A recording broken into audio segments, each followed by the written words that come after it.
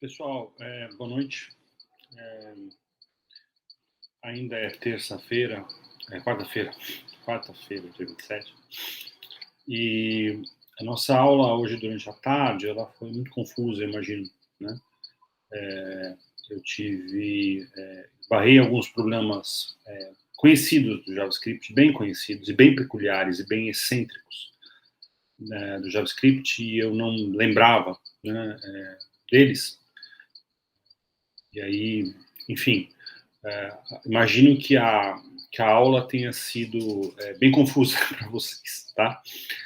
Então eu decidi que a melhor coisa seria regravar, né? Pelo menos gravar um vídeo, né? Com a aula, com a explicação da aula, um pouco mais estruturada, um pouco mais organizada do que o que a gente fez durante a tarde, porque de fato a gente encontrou uma questão aí que JavaScript tem muitas delas, né? Como eu já comentei com vocês, JavaScript é uma linguagem traiçoeira. Né? E existem alguns detalhes e algumas coisas que são problemas mesmo do próprio JavaScript e que eles perduram há anos, né? Sem uma solução óbvia e simples. E aí existem alguns workarounds, né? Quer dizer, alguns truques para a gente conseguir resolver as questões, né? Como elas deveriam funcionar. Enfim, tá? Vou explicar isso direitinho, mas a aula também como um todo, assim, eu acho que isso é muito fruto do nosso esgotamento mental do semestre, cansaço, sobrecarga de coisas todas ao mesmo tempo, né? A gente acaba não conseguindo raciocinar direito. E como vocês já devem ter percebido, aprender a programar, ensinar a programar e aprender a programar é alguma coisa que exige da gente muita concentração que às vezes a gente não consegue ter, isso compromete bastante, tá? Então eu resolvi reestruturar, né, regravar a aula para vocês terem um material estruturado, compreensível, né, e não aquela confusão que deve ter sido para vocês a aula de hoje, tá? Então vamos começar do começo, como eu deveria ter começado e não comecei, tá? Explicando o que são objetos, o que é programação orientada a objeto. Que eu já comecei explicando sintaxe da declaração dos objetos, sem explicar o que são objetos para que eles servem. Tá? Então já comecei tudo errado, né? Desculpa. Mas a gente vai corrigir isso agora. Tá? Então vamos lá. O que são objetos? Objetos são elementos da programação que surgem lá por volta de 1979, comecinho da década de 80, uma maneira diferente, né, da gente pensar a programação, da gente organizar a programação, da gente trabalhar com a programação.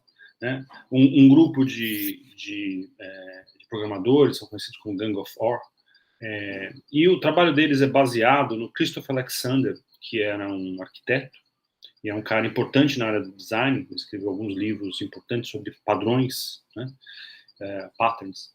E o trabalho do Gang of Four é muito baseado no que o Christopher Alexander escreveu para design, né? Então, assim, eles trabalham com um entendimento de que os elementos da programação, eles deveriam ser mais próximos de elementos concretos da nossa realidade, coisas. Então, a gente deveria pensar na programação não como funções abstratas, variáveis, dados abstratos, mas com objetos, né, que têm propriedades, que têm características e que têm ações e que realizam coisas.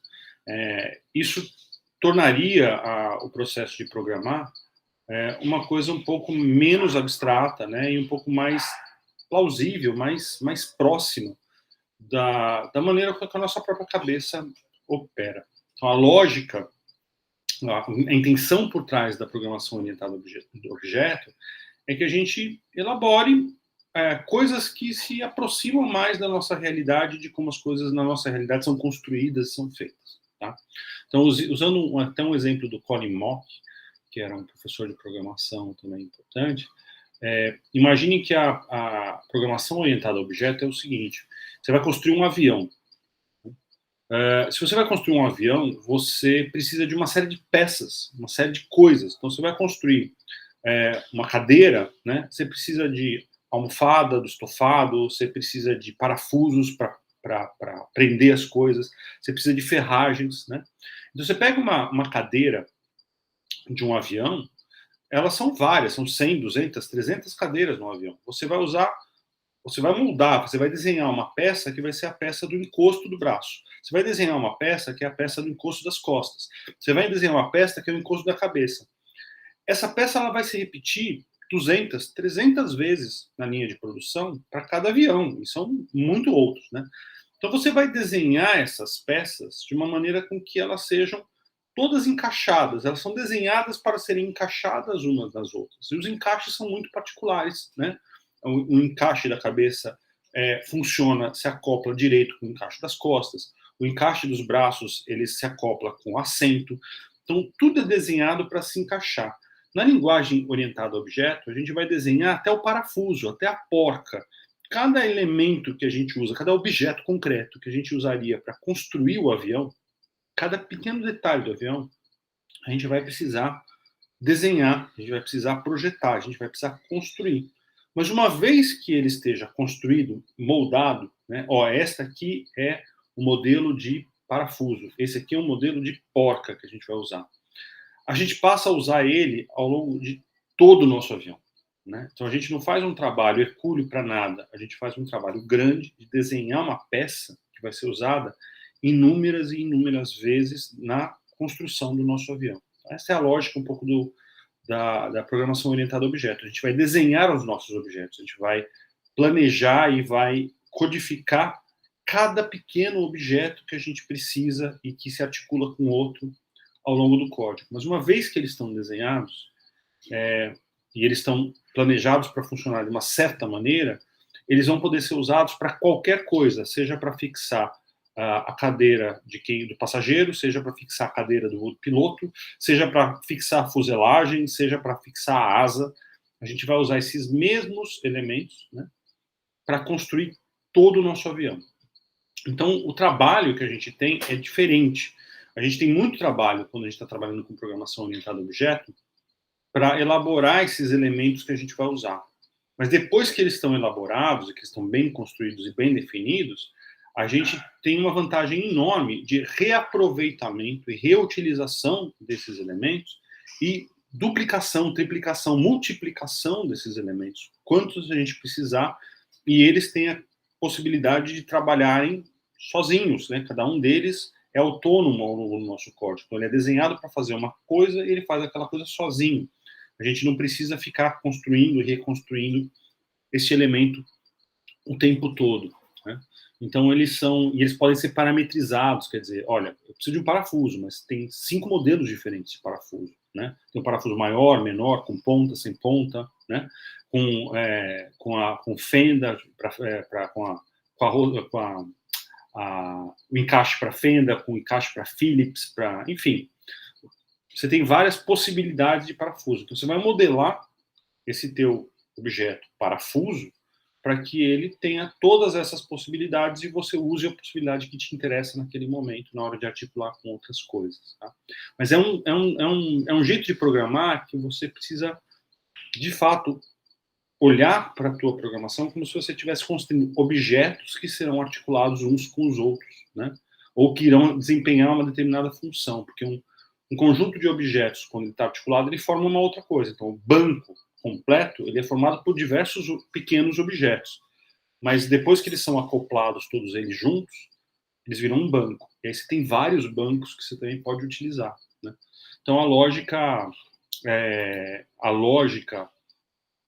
desse artefato, né, dessa lógica de programação, a lógica da orientação a objetos, é essa, confeccionar objetos para utilizar esses objetos neste código e em vários outros, de uma maneira que eles possam se articular.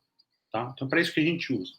Dando um exemplo mais direto aqui para nós, né, na hora da gente programar alguma coisa. Vamos considerar que eu quero construir um código onde esse código vai ter diversos carros. Eu vou criar um objeto chamado carro. Eu vou fazer uma corrida. né, colocar vários carrinhos para correr, né, ao longo da tela. Né? São vários carros, não é um carro, são vários carros. Se for um carro, vai ser muito mais fácil criar uma funçãozinha aqui que desenha e acabou. Né?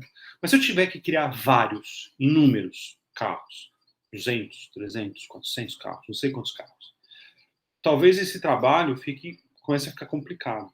Então, se eu pensar no carro como um objeto, de fato, um carro. Né? Carros têm características, carros têm modelos diferentes, têm marcas diferentes, têm velocidades diferentes, têm aceleração diferentes, têm cores diferentes, têm placas diferentes, quer dizer, todos eles são carros. Só que cada carro tem uma peculiaridade, tem uma característica. Né? Então, usar a orientação a objeto significa elaborar um objeto carro, que é um objeto geral, todos eles são carros, e modelar esse objeto carro de forma que ele tenha as suas várias variações, né? Diversas variações, diversas possibilidades de variação, para que cada carro tenha um comportamento específico e diferente um do outro, ainda que eles sejam todos da mesma origem, do mesmo molde, da mesma natureza, são todos carros. Então, como é que a gente faz isso em JavaScript? Há dois caminhos, né? Dependendo do que nos parece, o que vai ser mais útil ou não vai ser mais útil. Mas, iniciando pelo básico, porque a aula de hoje é só o básico, né? Essa parte de objetos ela é um pouco mais extensa. Então, hoje a gente vai trabalhar só com o início e com o básico. Trabalhar com objetos em JavaScript é muito parecido com trabalhar com arrays. Né? Eles são muito parecidos. O JavaScript, na verdade, faz uma grande confusão entre tudo isso, né? Cria uma grande confusão entre tudo isso.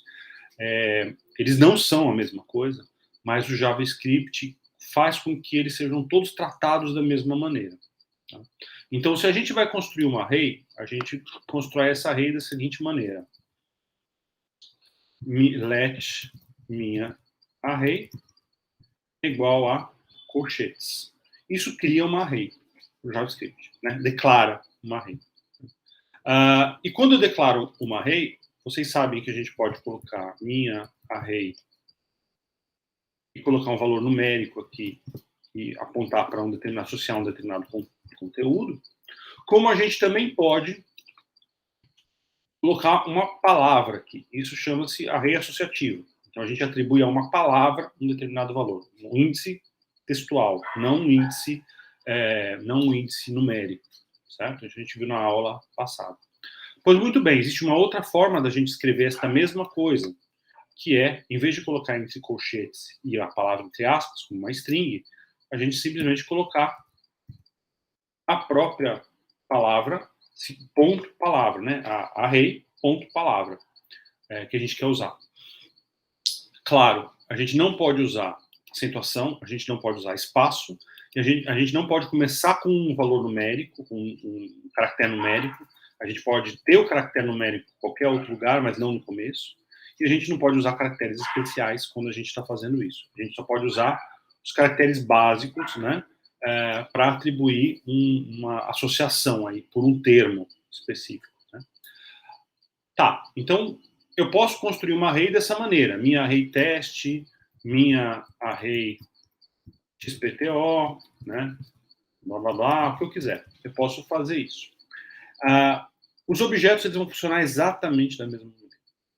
Porque em vez de a gente trabalhar com colchetes aqui, a gente vai trabalhar com chaves.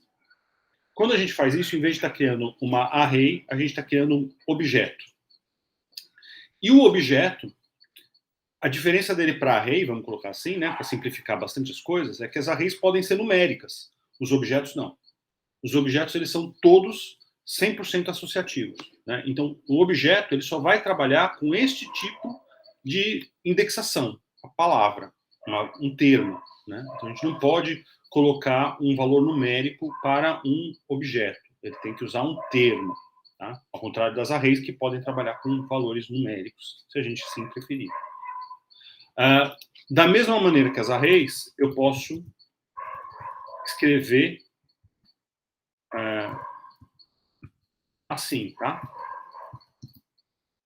Então, eu também posso atribuir a um objeto, uma associação, a um termo, como a gente escreve as arrays, com chaves mesmo, tá? Então, depois que está declarado como objeto, eu posso usar as chaves para declarar um determinado valor dentro de um objeto. Isso é exatamente igual a fazer isso aqui, tá? É exatamente igual, mesma coisa, não tem diferença alguma aqui. E outra forma que eu tenho para declarar os valores dos elementos de um objeto, das características, das propriedades de um objeto, é semelhante a como a gente faz com a array. Então, a gente vem aqui e fala o seguinte, let array, ou array, ou qualquer variável que eu quiser, 10, 20, 30, 40, 50, né? Então, isso daqui eu estou declarando uma array e já estou estabelecendo que o índice 0 é 10, o índice 1 é 20, o índice 2 é 30, o índice 3 é 40, o índice 4 é 50, né? Então, está aqui na sequência, ele já atribui isso numericamente. Quando a gente tem uma array associativa, a gente pode colocar isso aqui, ó, teste, 2 pontos, né? Valor, vírgula, outro teste, 2 pontos, outro valor. Né? Então, isso é a mesma coisa, a gente está fazendo a mesma coisa que a gente faria, né? Na verdade, o ideal é que não tenha aspas no índice, né? Esses aqui são os índices, né? O que a gente coloca aspas quando, por exemplo, a gente quer usar alguma coisa que tem espaço, um índice que tem espaço, tá? Então aí a gente usa aspas aqui. Mas quando eu não uso nenhum tipo de termo específico, esse caractere especial, como aqui, ó, eu não preciso colocar as aspas, eu coloco só a palavra, 2 pontos e o valor, tá? Todos eles separados por vírgula, tá? Então, eu não sei o que ele está reclamando aqui, mas não tem nada de errado, não. Né? O que ele está reclamando? Expected, to match, for line 8. Tá. É um array. O que você está reclamando? Bom, enfim, deixa ele reclamar. Isso pode ser escrito dessa maneira também, tá? No caso dos objetos, então, objeto, a gente faz a mesma coisa, só que com chaves. Então, tá aqui, ó. Índice A, 2 pontos, valor 1, vírgula. Índice B, 2 pontos, valor 2, vírgula. Como o índice A, índice B, índice C, eles não têm espaço no caractere C, eu poderia escrever assim, ó. Índice C, 2 pontos, valor 3.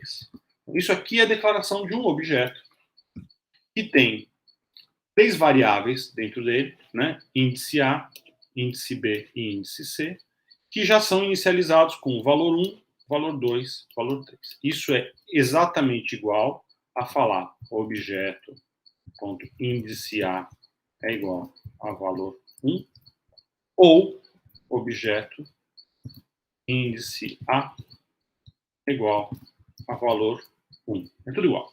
É tudo a mesma coisa. Então, a gente tem opções de como escrever isso. E, de novo, lembrando que para JavaScript, pular linhas não significa muita coisa, né? Então, você pode escrever a sua declaração assim, se você preferir, tá? Você pode colocar cada um dos índices, ou qualquer uma dessas coisas, em linhas separadas e não tem nenhum problema também, tá? Então, isso aqui é uma maneira também de a gente declarar o nosso objeto. Bom, então vamos lá. O nosso objeto carro, a gente vai criar um objeto carro. E esse objeto carro, ele tem algumas propriedades. Ele tem uma cor específica, ele tem um modelo específico, ele tem uma marca, né? Ele tem uma velocidade, né? E outras coisas que a gente vai ver daqui a pouco. Então, como é que eu faço para criar este objeto carro? Let carro é igual a um objeto. Beleza. Aí eu vou começar a inicializar as suas variáveis. Eu poderia já colocar diretamente aqui. Eu já poderia colocar, por exemplo, cor, 2 pontos, né? E inicializar com algum valor, como, por exemplo, preto. 2, 3, 4. Né? Ou modelo, marca, genérico. Ou montadora. Montadora é marca, né? Modelo. Modelo. Genérico. E por aí vai. Eu poderia fazer assim. Como eu também poderia fazer assim. Carro, ponto, cor, igual a 000000. Carro, ponto, marca, igual a genérico. E carro, ponto, o que eu tinha falado? Modelo?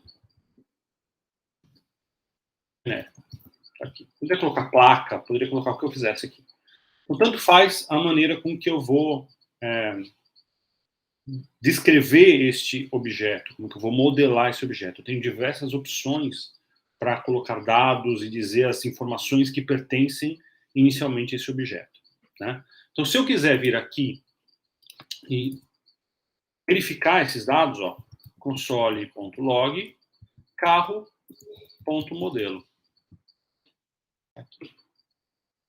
Vamos aqui. Genérico. E aí tem um teste aqui que está rodando, não sei porquê. Ó, teste. Tchau. Então tá aqui. Ó. Genérico. Então o meu carro, ele é genérico. Em qualquer momento eu posso vir aqui e alterar isso. Carro.modelo igual a Ford. Aqui, né? Então o meu objeto carro, ele já tem essas três características, essas três variáveis, certo? Pois muito bem. Isso, na verdade, não serve para grandes coisas. Isso é só uma matriz. Isso é só alguma coisa que a gente vai utilizar como um molde para tirar cópias diferentes, né? Tirar várias cópias desse objeto para usar essas cópias. Isso é chamado de instanciar. Então, a gente tem um modelo, que a gente geralmente chama de classe. Então, isso aqui seria uma espécie de uma classe. É um modelo geral. E aí eu tenho cópias desse modelo, que são o que eu efetivamente vou usar no meu código. Eu não vou usar o modelo. Eu não vou alterar o modelo. Eu vou usar o modelo como um molde e eu vou tirar várias cópias. Essa sim eu vou utilizar no meu código. E aí eu vou alterar essas cópias. Tá? Então, essa é a parte onde os objetos começam a ser úteis. É quando a gente, de fato, utiliza, né, vários deles e várias cópias dele. E foi exatamente nesse ponto que a gente enfrentou um dos problemas clássicos do JavaScript, que já existe há décadas e que nunca foram solucionados. Que é como é que a gente copia este modelo para uma instância que a gente vai utilizar. Então, quando eu fiz isso, então vamos lá, ó, a gente está vendo aqui, ó, console log modelo, carro modelo, né? Então eu estou utilizando aqui a matriz e perguntando qual é o modelo, deveria ser genérico. Quando eu crio uma instância, então vamos lá, let k é igual a objeto, k é igual a carro. E aí eu vou falar que o k, modelo, é igual a Ford K, por exemplo. Então, eu criei um novo objeto e eu copiei este objeto. Né? Eu falei aqui, ó, esse objeto novo, ele vai receber o carro, né? Ele vai ser uma cópia do carro. Só que depois que eu fiz isso, eu falei assim, mas tudo bem, mas este objeto, o modelo dele é outro. Eu alterei essa variável. Então, a princípio, ele deveria pegar tudo isso daqui e falar assim, tá bom, K é isso daqui. E depois alterar apenas o modelo dele. Né? Então, o K teria um modelo Ford K. Né? Só que o que acontece? O JavaScript ele funciona dentro do navegador. E quando o JavaScript foi criado, todas as variáveis e os dados eles são associados a elementos do código HTML. O modelo, né, a classe carro, ela está localizada dentro do documento Object Model do navegador. Quando a gente faz uma cópia, esta cópia, na verdade, ele não é um outro objeto. Ele continua apontando para o mesmo elemento. É como se ele pertencesse, fizesse parte, fosse filho de um mesmo elemento. Então, quando a gente altera alguma coisa na cópia, a gente também altera no original. né, por uma deficiência do próprio JavaScript, da maneira com que o JavaScript originalmente foi implementado. Então, se eu virar aqui e perguntar qual é o modelo do carro, ele vai me falar Ford Ka. Mas isso, na verdade, foi alterado na cópia, não no original. Mas ele altera o original também. Foi isso que a gente enfrentou e eu fiquei aqui quebrando a cabeça que nem um maluco, né? Na documentação, né, na extensiva que tem pela web, dos problemas de JavaScript, né, isso aqui é conhecido como cópia rasa. Então, o que acontece? Quando a gente faz uma cópia de um objeto ou de um array, que é uma coisa que eu não falei na aula de array, né, que deveria ter falado e não falei. A mesma coisa acontece com um array. Vou mostrar para vocês rapidinho. Então, let x igual a 0, 1, 2, melhor, 0, 10, 20, 30. Então, criei um array. Virei e falei, let z é igual a outro array. Z é igual a x, ou seja, o z vai receber exatamente os mesmos valores que tem em x. Né? Copia o x para dentro do z. Ok. Aí eu venho aqui e falo z, 0, por exemplo, que deveria ser 0, vou falar que ele é 100. Então, o z, 0, vai ser 100. Olha, eu alterei, né? Eu alterei, então ele vai ser 100. Perfeito, normal. Só que o problema é que o x0, não foi alterado no x, foi alterado no z. O x0 também se altera. Ele também passa a ser 100. Então, isso é um problema extensivo do JavaScript. Não deveria acontecer, não faz sentido uma coisa dessa. Mas isso daqui é conhecido no JavaScript, ó, isso aqui, como cópia rasa. Né? Isso é um problema. Isso é um problema da linguagem. Né? Quando a gente dá esse tipo de instrução para o JavaScript, ele não faz realmente uma cópia do objeto. Ele aponta os dois objetos para o mesmo ponto da memória. Então, quando você altera um, você altera o outro. Tá? Isso daqui é conhecido, é documentado, assim como outros problemas complexos do JavaScript, que você fala assim, não faz o menor sentido, não deveria ser assim. Todo mundo concorda que não deveria ser assim, mas existe um problema de herança. Você não pode mudar como que uma linguagem funciona, porque você quebra tudo aquilo que já existe. Né? Então, tudo aquilo que, por algum motivo, está funcionando e faz uso desse tipo de coisa, passaria a não funcionar. Então, você não pode mais alterar depois que isso está presente. Então, você tem que criar maneiras alternativas, a gente chama de workarounds, né? Contornos, para que essas coisas possam ser feitas. E qual é o contorno recente, qual é o mecanismo que foi criado para que a gente não tenha mais essas cópias rasas, que a gente tenha uma cópia do objeto, de fato, e independente. Uma cópia que você tirou uma cópia, você altera a cópia, você não altera a matriz. Então, eles chamam isso de spread operator. O spread operator é o seguinte. Então, a gente fez aqui o nosso K, aqui, e já aqui, não preciso nem esperar vir para baixo, né, eu coloco o spread operator, que são 3 pontos, é isso mesmo, é estranho, mas é isso mesmo, 3 pontos, e o nome da classe originária. Então, 3 pontinhos, carro.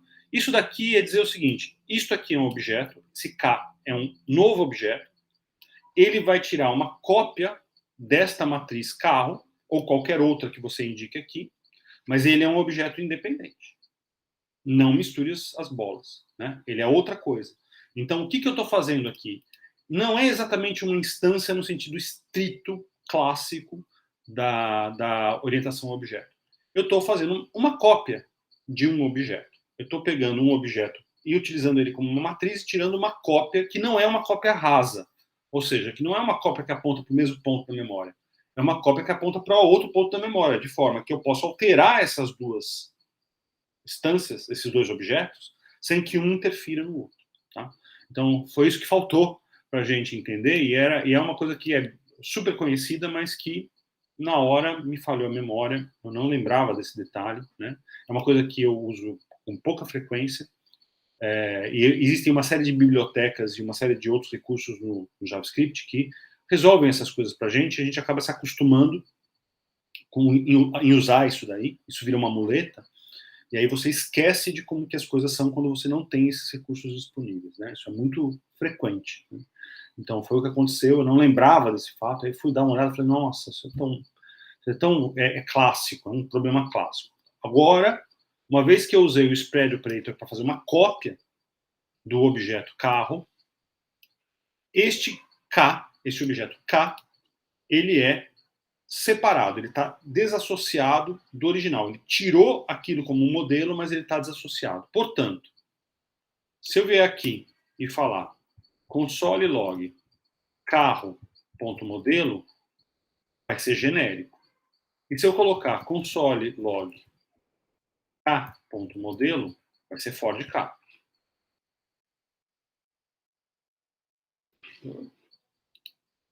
Genérico e Ford K.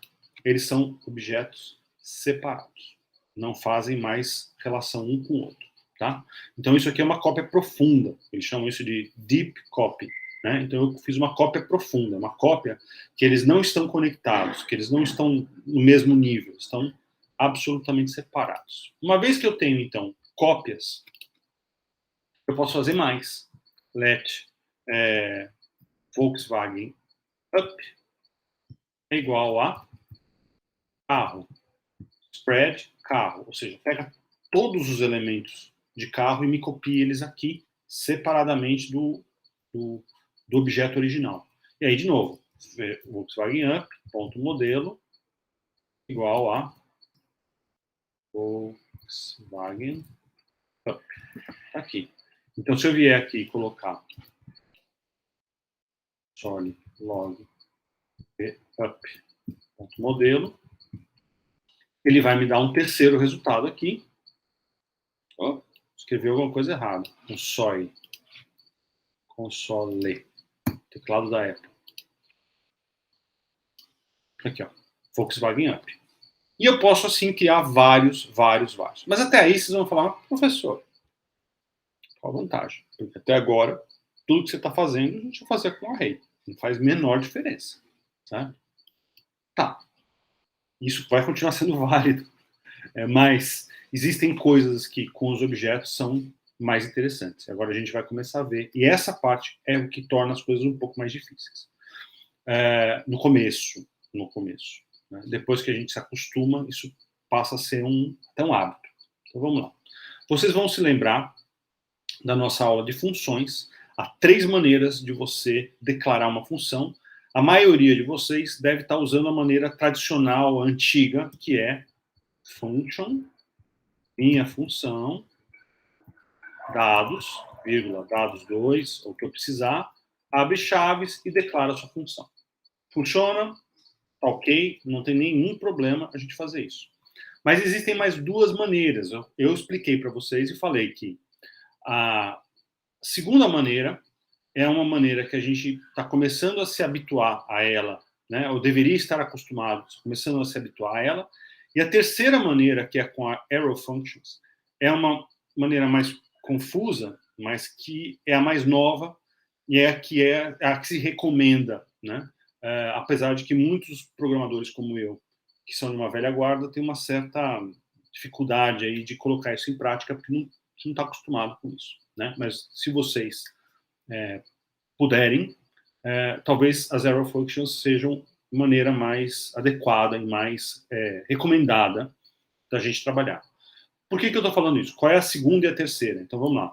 A segunda forma da gente declarar uma função é a gente criar uma variável e associar a essa variável uma função.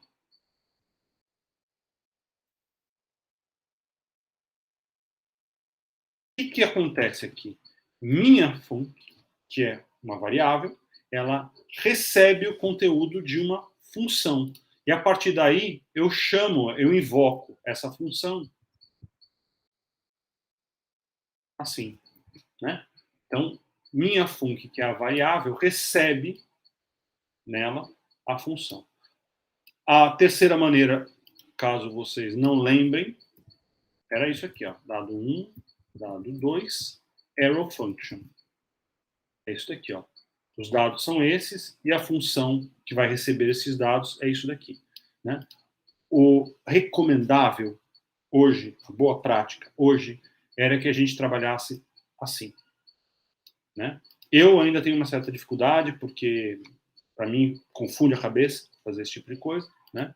Então eu continuo trabalhando, né, com minha func igual a function dado 1, dado 2. Mas vocês deveriam, eu recomendo que vocês trabalhem com a zero function se vocês puderem, tá? Por que eu estou dizendo isso? Porque a gente pode colocar dentro de um objeto uma função. Como é que a gente faz isso? Aí vem esses mecanismos. Carro, ponto, por exemplo,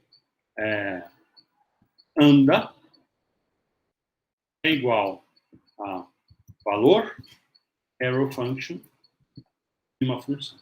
Ou seja, um dos elementos do objeto carro não é uma variável, mas uma função. É algo que vai realizar uma ação, que vai realizar alguma coisa, né? Então vamos lá. Eu vou criar para carro um valor x, que vai ser 0. Vou criar para carro um valor y, que vai ser 0. E eu vou criar uma função anda, que vai fazer com que esse carro, pelo menos nesses valores aqui, ó, nos valores dele, sejam alterados. Não é que o carro vai andar de alguma maneira, vai andar lá para frente, mas essa função anda, ela vai modificar o valor do x, que guarda a posição desse carro no eixo cartesiano. Então eu vou virar aqui e falar o seguinte, ó. Diz carro, já vou explicar por que diz carro, desculpa, diz x, vou explicar por que diz x é igual a diz x mais valor. Então quer dizer, eu vou pegar essa variável x e vou, quando eu acionar a função anda, essa variável x vai ser somada do valor que eu passar para ela. Por que diz x? A gente não vai fazer cópias. A gente vai fazer cópias desse objeto carro, certo?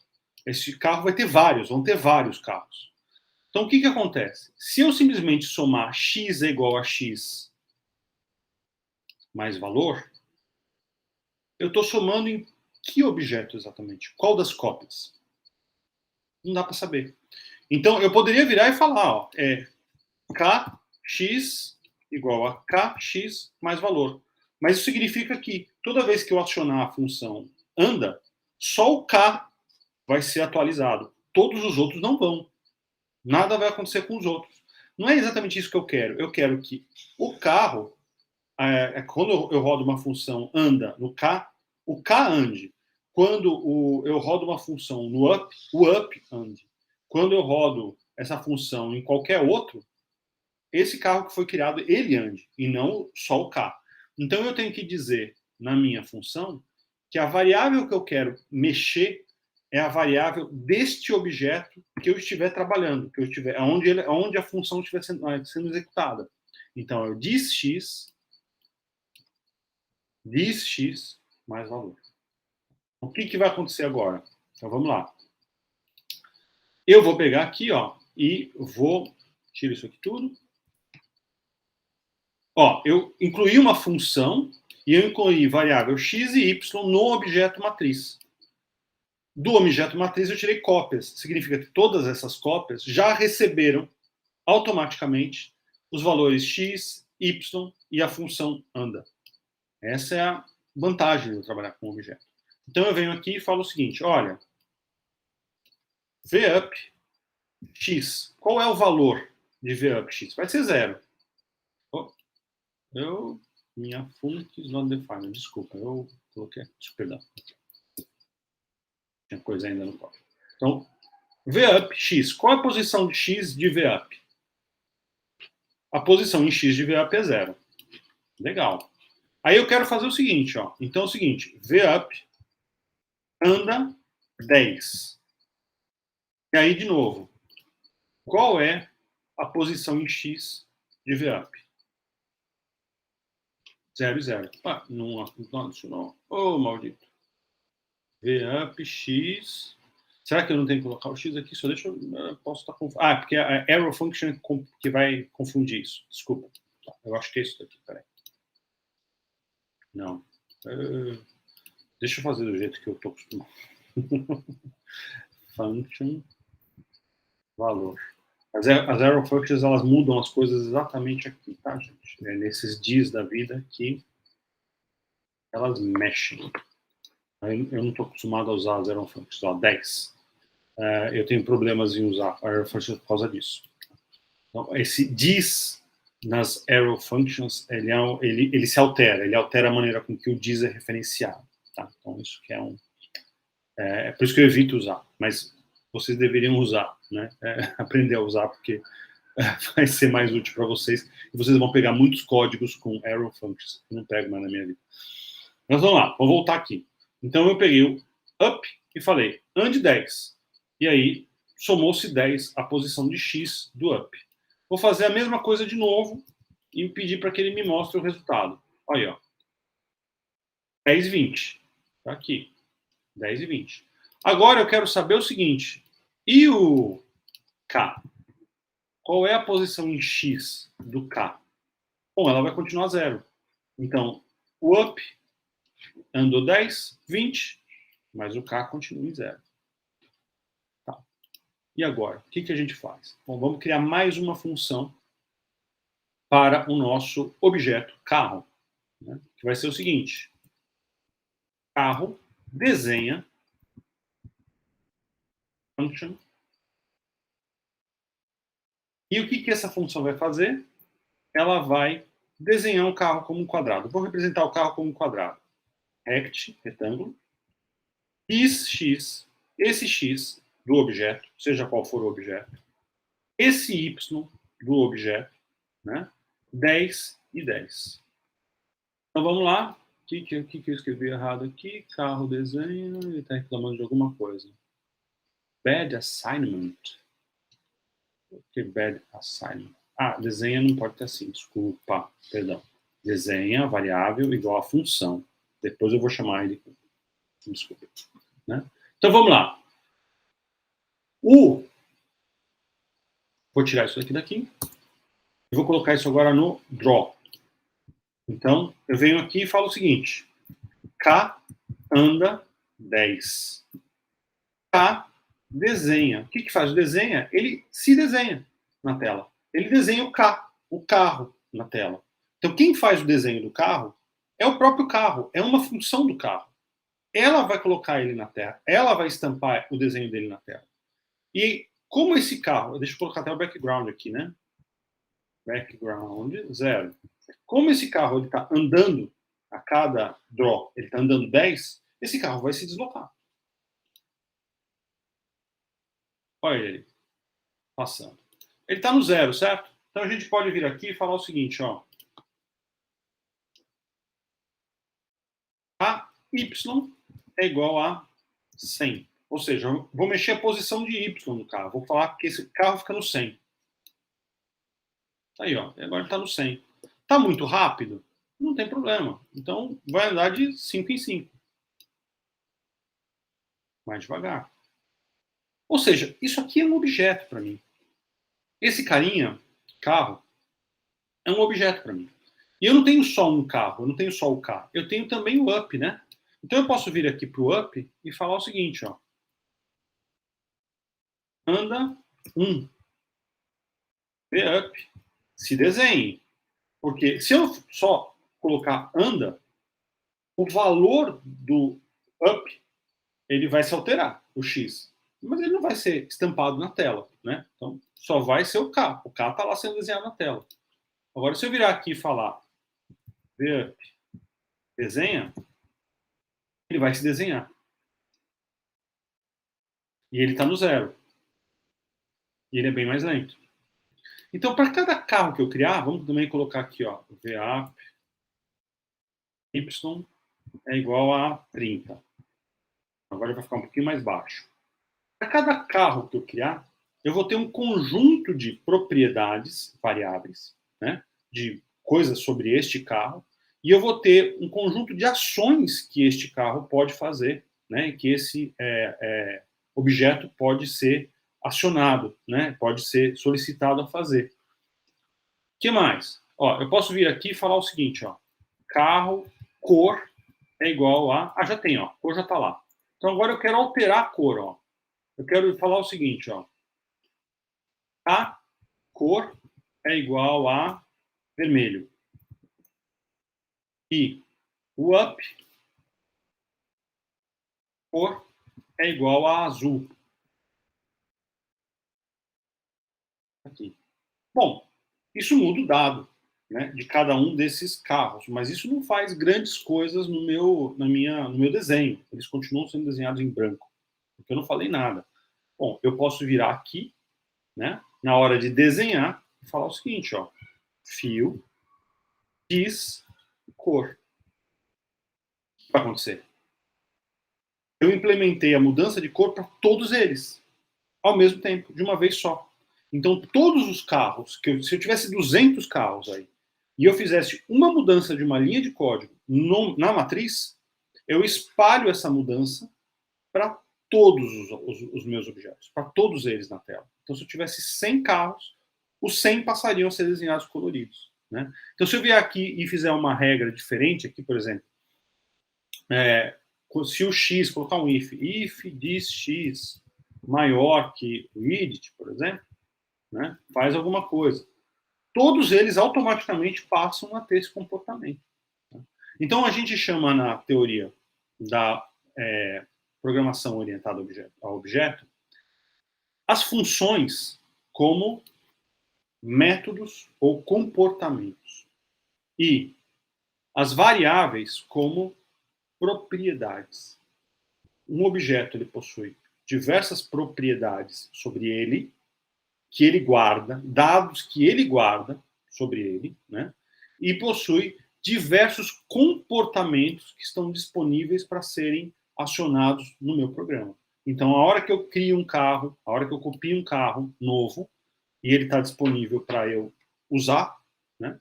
Eu posso acionar as funções deste carro e eu posso modificar, né, as propriedades deste carro. Ou seja, qualquer que seja o objeto que eu crie na minha programação, para cada cópia deste objeto, lembrando como que a gente faz a cópia desse objeto aqui em JavaScript, né? Para cada cópia que eu faça deste objeto, eu posso alterar suas propriedades específicas, parametrizar aquele artefato, que é um artefato que ele sai de um ele sai de um molde genérico, mas que depois eu posso ir lá e customizar e falar, isso aqui é assim, tem tal coisa, tem essa característica, e eu tenho uma série de comportamentos que estão ali disponíveis sobre o próprio objeto, né? Porque eles são independentes, um não interfere no outro, a não ser que eu queira construir uma função no objeto que recebe alguma coisa de outro objeto, pega um dado de outro objeto, né? Então, por exemplo, eu poderia vir aqui e falar o seguinte, ó, carro, ponto, verifica se bateu, é igual a function, outro objeto. Aí ele vai pegar, por exemplo, if diz x igual a outro objeto x e comercial diz y igual a outro objeto y,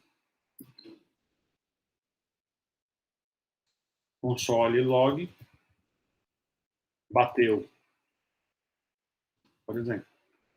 Tá?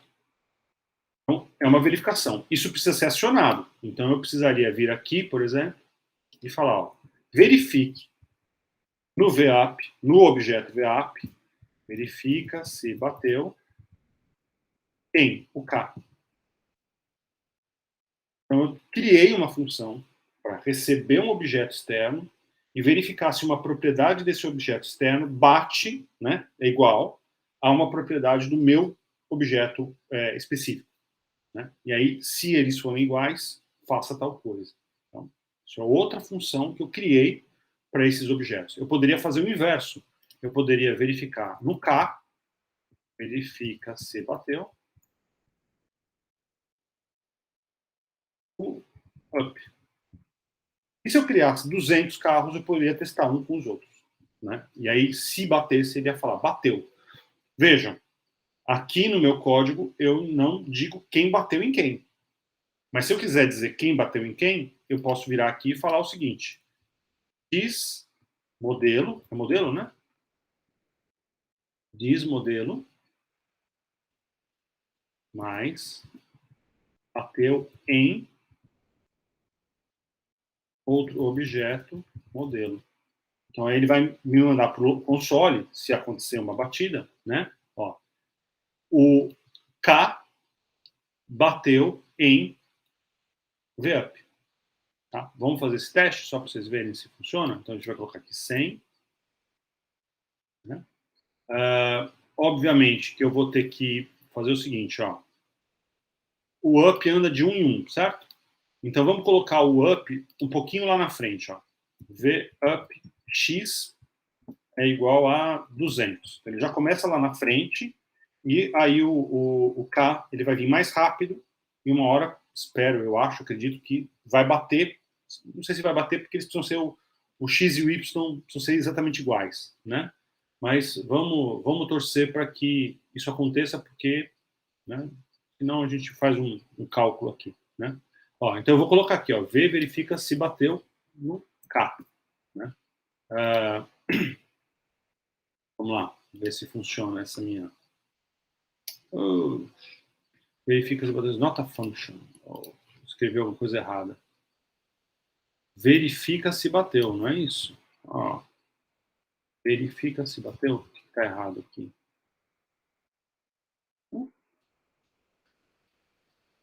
Carro, verifica se bateu. Tá aqui.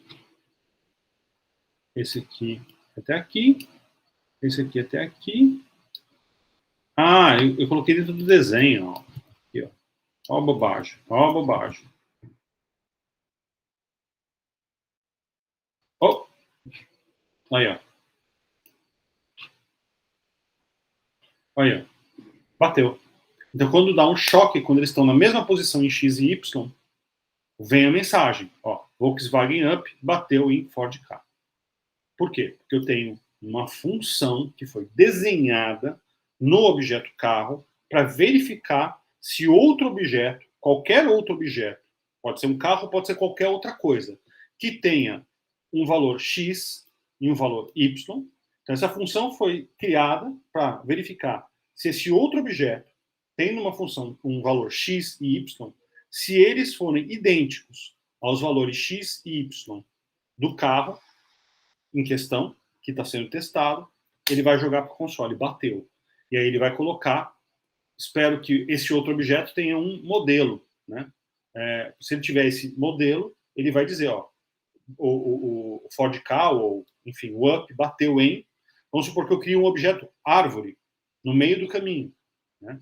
Então, se o árvore tiver um modelo, né, uma propriedade, uma variável modelo, o valor de x e o valor de y, quando um carro estiver na mesma coordenada da árvore, vai colocar lá, Volkswagen Up bateu em árvore, por exemplo. Então, eu começo a desenhar os meus objetos para que eles possam se articular, né, e se comportar como objetos concretos, se comportar como se fossem objetos de fato, né, que tem essas características, que tem essas articulações, né. Então eu penso numa porca e eu penso num parafuso que tem o mesmo tamanho, que se articulam, que se encaixam, que um responde ao outro, que um tem funções, tem comportamentos que estão alinhados com o que o outro faz também. Tá? Bom, esse aqui, gente, este mecanismo aqui, vocês estão vendo, é um mecanismo básico, né, para a gente construir um objeto em JavaScript, né, e cópias, instanciar cópias desse objeto. Existe uma outra forma, né, da gente fazer isso também, que é um pouco diferente, né, porque vocês estão vendo aqui que esse objeto, ele se comporta, ou ele é declarado, ou ele é operado, né, como um array. Né? Então, a gente está falando, né, de alguma coisa que funciona, um objeto que está sendo operado sintaticamente na linguagem de JavaScript como se fosse um array, sem tirar nem pôr. Né? E a gente está lidando com tudo aqui como se fosse um array. A novidade que vocês estão vendo aqui são a gente atribuir nessa array funções. Né? A verdade é essa. Até então, inclusive isso já era possível em arrays. Então, se você virar e falar o seguinte, ó, let minha array igual a uma array, ó, não é um objeto. Você virar e falar minha array 0 é igual a function, isso funciona. Então você vai poder vir aqui, ó, e falar o seguinte, ó, log função executada como uma array. Minha array 0. Ela tem um dado. Então, vamos lá, colocar aqui, olá, array mais dado. Função executada como array. Olá. Então, o JavaScript mistura tudo. Tudo. Você pode fazer o diabo com isso daqui, e isso pode virar uma confusão lascada. Tá? Então, não há, na verdade, né, vocês só estão começando a enxergar as possibilidades do que você pode fazer com as próprias arrays. Isso daqui funciona, apesar de ser um objeto, né, de usar chaves e não colchetes, na prática, ele funciona exatamente igual a um array. Eu poderia ter colocado K, Y é igual a 100. Tá? Não de outra maneira. Então, quer dizer, tudo se comporta como se fosse a mesma coisa. Função, variável, tudo igual. Array, objeto, é tudo igual. E aí, então, vamos lá. A segunda forma da gente declarar uma array, de novo, tecnicamente eles não são exatamente a mesma coisa, mas vão se comportar da mesma forma. A gente poderia virar e fazer o seguinte. Let excentricidade igual a function. E aí, minha função eu vou colocar aqui, ó. Diz z é igual a 0. Diz k é igual a nome. Certo? Também dá para colocar função antes de ficar confuso, né? Depois eu coloco. Então, o que acontece? Excentricidade é uma função, certo? Como é que a gente pega esses valores? Como é que a gente acessa esses valores? Então, vamos lá. Console log excentricidade ponto z. Apareceu um 0 ali, né? Então, deu alguma... Tá, tudo bem. Tá, ele não vai deixar eu acessar. Mas dá para a gente fazer o seguinte a partir disso aqui, ó. Let kkk é igual a new excentricidade. Na prática, eu estou instanciando uma cópia de excentricidade em kkk, como um objeto. E aí, kkk...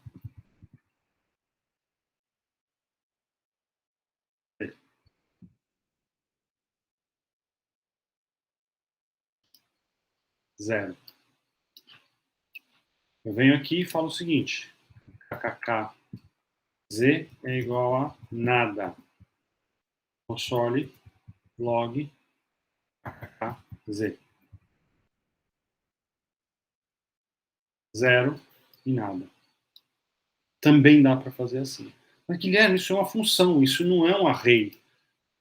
E o JavaScript vai tratar tudo como objeto. Esse que é o segredo do JavaScript. No fundo, o JavaScript é tudo objeto. Se é função, se é array, não interessa. É tudo objeto. Ele trata tudo, todos os elementos, como se eles fossem todos objetos. Então, tanto faz qual é a origem ou como ele foi criado, ele vai tratar como um objeto e você vai acessar e vai trabalhar com ele como se fosse um objeto, se você quiser. Tá? Isso é super confuso, né? E isso talvez seja a raiz da grande parte dos problemas de JavaScript. Mas é possível fazer dessa maneira também, né? Você pode criar. E aí você fala, mas como é que eu coloco uma função dentro de uma função? Colocando. Diz fun é igual a function. Console log. Você não acreditava que isso seria possível. Aqui, ó. Vamos lá. Console log fun.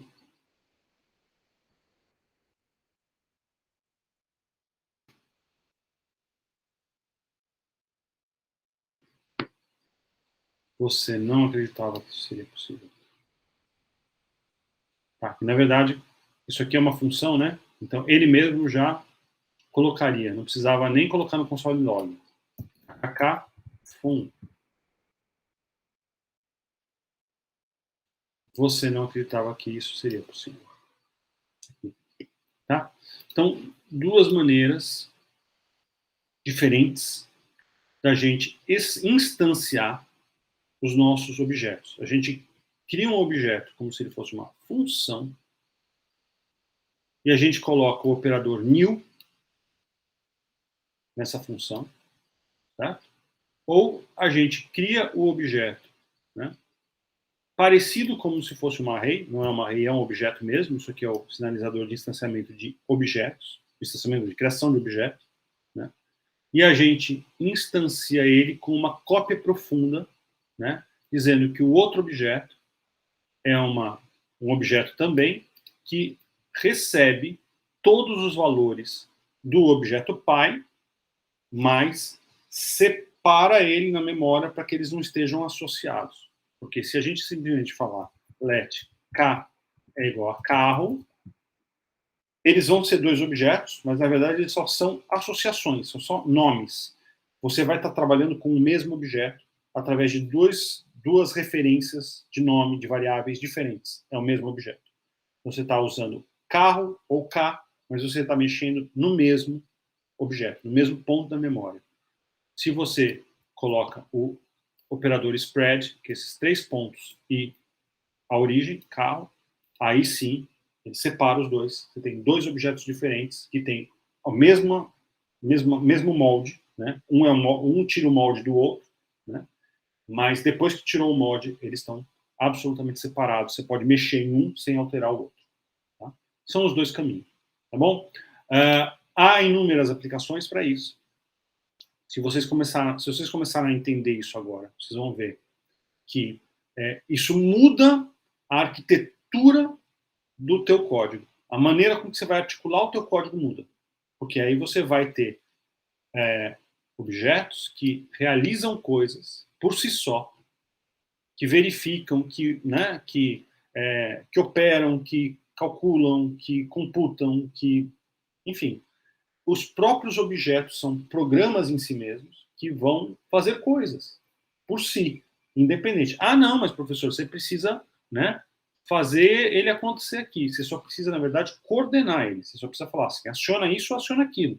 Mas o que você vai acionar aqui, desenha, verifica, anda, ele vai ter todo um conjunto de operação independente. Né? Ele vai realizar coisas, né? O objeto vai operar coisas a partir dos seus próprios dados ou de dados que estão aí disponíveis para ele, e ele vai se articular praticamente sozinho. Cada um deles vai se articular praticamente sozinho.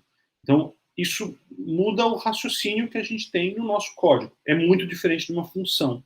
A função, ela é só um jeito de você fazer coisas repetitivas centralizadas em um ponto. As instruções que fazem isso estão aqui relacionadas. Então, eu faço isso, faço isso, faço isso, com valores diferentes. O objeto não. Ele tem um comportamento praticamente autônomo. Você só precisa disparar e ele vai agir sozinho, né? E cada um deles vai agir sozinho, né?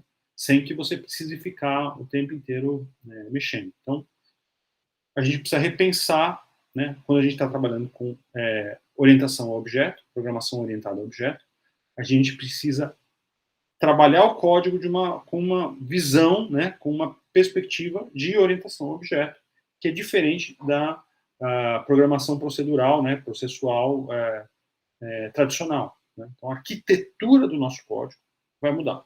Né? A maneira com que ele vai ser articulado vai mudar. Quando que isso é válido? Quando que isso é vantagem? Quando que eu devo pensar dessa maneira? Quando a gente tem inúmeras cópias, né, parametrizadas de uma mesma coisa ou de coisas semelhantes. Então, quando você tem alguma coisa que tem vai ter um monte de elementos, todos eles parecidos uns com os outros, ou seja, todos eles são originários de uma mesma matriz, mas cada um deles tem coisas particulares, né? Quando o teu código está trabalhando com muitas dessas coisas ao mesmo tempo, né? E eles precisam de independência, o melhor caminho é você trabalhar com um objeto.